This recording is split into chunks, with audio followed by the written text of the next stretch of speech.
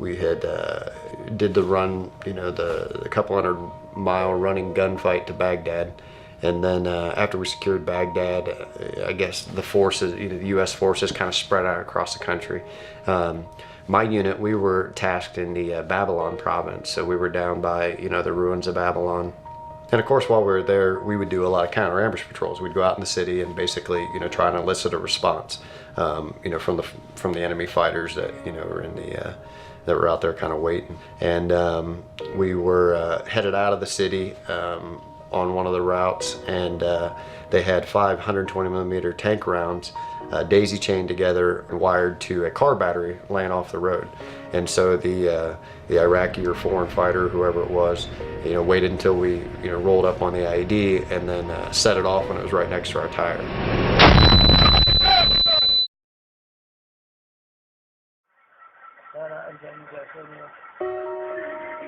That was the first IED attack for our unit of the entire war. Luckily, they weren't very good at it then. Nobody was seriously injured, but it was mainly the blast wave.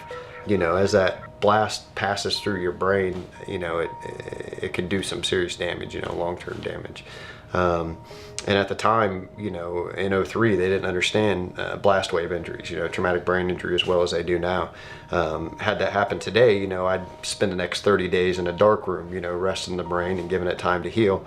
But back then, I wasn't missing any limbs, you know what I mean? And the next day we're out on patrol doing it again.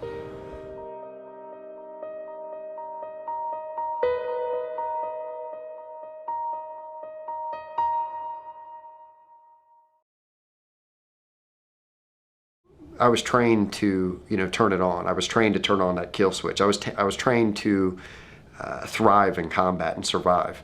But the problem comes back is when we come back stateside, and we take that uniform off and we, take the weapons to the armory, and you go back to your house, and you go back to your wife, and you go back to that civilian setting.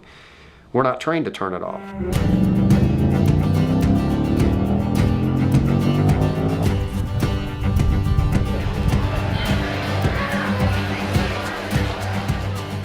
We're not trained to turn off that hypervigilance, those survival instincts that we have, that were reinforced and honed depending on how long you were there and how close, you came to dying while you were there. I would hate when they set us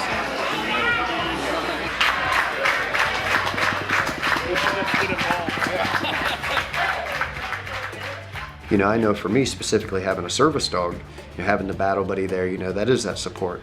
There's specific tasks he's trained to do, to help mitigate some of those symptoms that I have that make that normal life a struggle.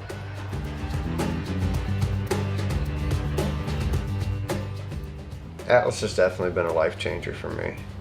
His job as a service dog, as my battle buddy, he's got different tasks that he's trained to do. One of his tasks is, he's trained to wake me from nightmares. So, if at 3 a.m., I'm sweating and, cussing in Arabic, he'll jump up on the bed, and either lay on me or lick my face and wake me up. And there's the benefits, when we're in public, if we're at the mall, or somewhere that I've avoided, during the last 10 years, I just wouldn't go to because I don't want to deal with those stresses. There's different things he can do where he'll post, turn around and face behind me. So I'm not hyper vigilant, or I don't have to be, as on alert as, I had been for years. There's all sorts of things that they can be trained to do that really just help increase that quality of life on a daily basis, help mitigate, some of those symptoms that would keep you from doing things.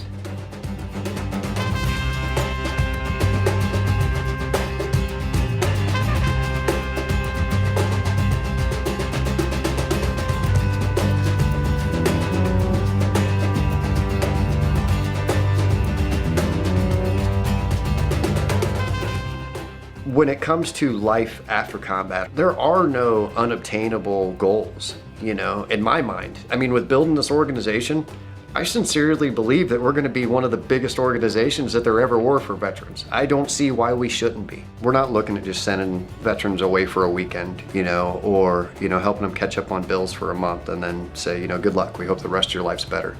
When these veterans commit to getting a battle buddy through the Battle Buddy Foundation, and when they commit to becoming a part of this program and a part of this family, it's for life.